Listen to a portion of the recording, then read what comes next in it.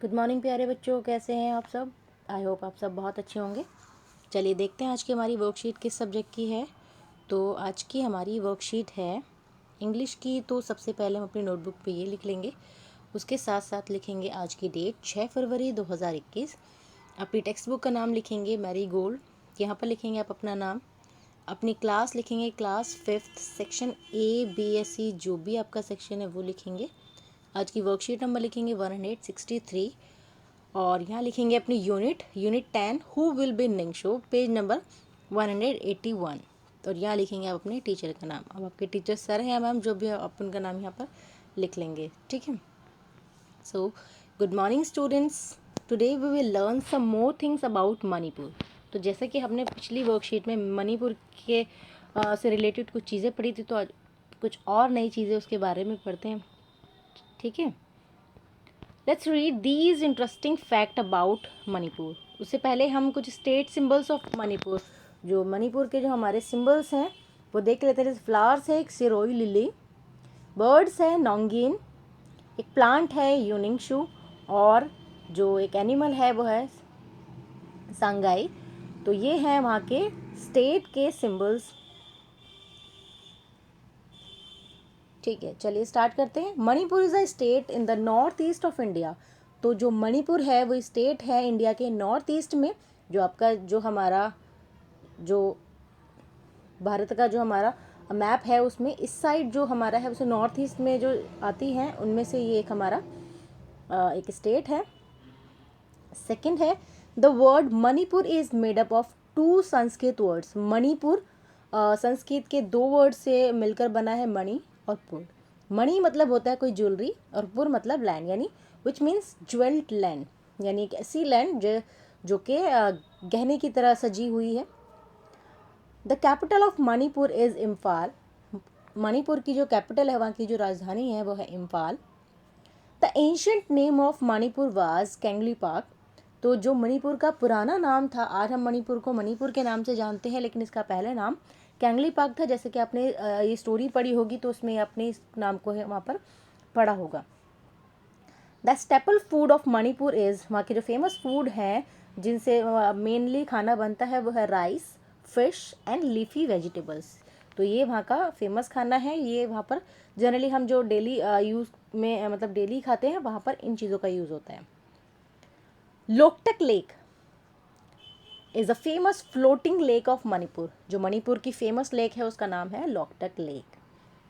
अब क्या करना है क्वेश्चन नंबर 1 में, right a short note on the state Manipur, state of Manipur with the help of fact given about. तो हमें एक शॉर्ट नोट बनाना है, तो हम क्या लिख सकते हैं, वही स्टार्टिंग के Manipur is the state of north east.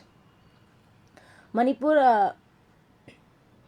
Is also it is हम लिख सकते हैं कि मणिपुर का एंशियंट नाम, the ancient name of Manipur is Kangleipak. Manipur is made up of 2 Sanskrit words which mean jewel land. The Imphal is the capital of Manipur. Mainly which rice, fish and leafy vegetables are main food for their people. And the Loktak lake is a famous floating lake of Manipur. तो इसी तरह लाइनों को ही आप जोड़कर एक छोटा सा नोट बना सकते हैं। इसके अलावा अपने अगर अपने चैप्टर में से कुछ मिला है तो आप वहाँ से लिख सकते हैं, या आपने गूगल से इसके बारे में कुछ सर्च किया हो तो वो लिख सकते हैं। लेकिन यही जैसे आप 6 सेंटेंसेस हमारे यहाँ पर हैं तो आप 1-2 सेंटेंसेस बाहर से ऐड करके भी लिख सकते हैं, या फिर इन्हीं को ही ऐड करके आप एक छोटा सा नोट बना सकते हैं, ठीक है। तो ये आपकी क्रिएटिविटी है, मैंने आपको हिंट दे दिया है, बट आप इससे ही इसको कंप्लीट कर सकते हैं।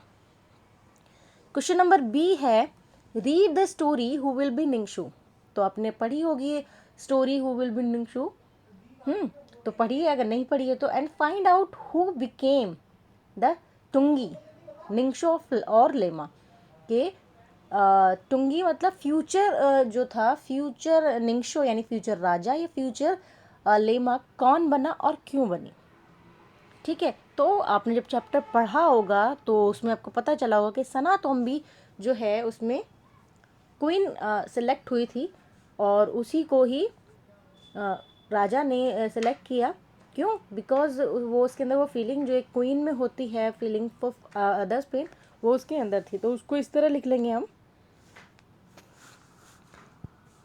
सनातोम्बी became the Tongi Lema. Tongi Lema of Kangley Park. Because she has the feeling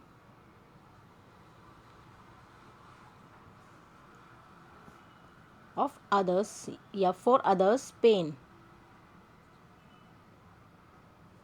others pain मैं यहाँ लिख देती हूँ लास्ट का वर्ड, ठीक है। क्यों? क्योंकि एक रानी की खासियत क्या होती है कि वो अपनी प्रजा की दुख का भी अगर वो जानती है, उसकी फीलिंग है, तो ही वो एक राजा या रानी बनने के काबिल होता है, ठीक है। क्वेश्चन नंबर सी है, there are many women who have became leader, great leader in different fields. आपने देखा होगा कि बहुत सारी फीमेल्स जो है वो ग्रेट लीडर्स बनी है जो डिफरेंट फील्ड से हैं। Mary Kom is the only Indian female boxer to win an Olympic medal. Mary Kom एक पहली महिला है जिन्होंने ओलंपिक मेडल में जो बॉक्सिंग में उन्होंने जीत हासिल की और गोल्ड इंडिया के लिए जीता है। Do you know she also belongs to Manipur. क्या आप जानते हैं कि मैरी कॉम भी मणिपुर से ही बिलोंग्स करती हैं, ये वहीं की हैं। Given below are the pictures of some women leaders. अब हमने आपको कुछ पिक्चर्स दी हैं वुमेन लीडर्स की, identify and write their names. You can take the help of your teacher और पेरेंट्स। आप अपनी पेरेंट्स या टीचर्स की हेल्प ले सकते हैं कि ये कौन है। तो चलिए मैं आपको बता देती हूँ, आपको इसको फेस को देखकर। फर्स्ट है हमारी इंदिरा गांधी। क्या थी इंदिरा गांधी? हमारी देश की पहली महिला प्रधानमंत्री, फर्स्ट वुमेन प्राइम मिनिस्टर रह चुकी हैं। उसके बाद है हमारी सेकंड, आपको पिक्चर दिख रही होगी, ये है मिथाली राज। मिथाली राज, अब ये कौन है? आपने इंडियन वुमेन क्रिकेटर के बारे में सुना होगा, तो ये हमारी इंडियन टीम की वुमेन क्रिकेट टीम की कैप्टन है। नेक्स्ट है सुष्मिता सेन।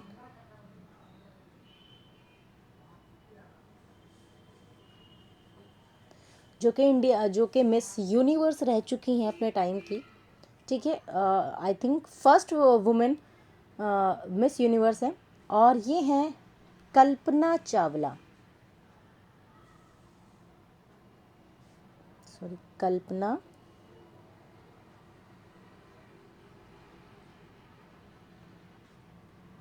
चावला, अंतरिक्ष में जाने वाली महिला, प्रथम महिला कल्पना चावला, ठीक है। तो आप ये लिख लेंगे। Let's have some more fun doing exercise given on page number 141। तो अपनी इंग्लिश की वर्कबुक निकालिए और पेज नंबर 141 141 निकालिए और उसको भी करके अपनी टीचर को इसकी पिक्चर सेंड करिए।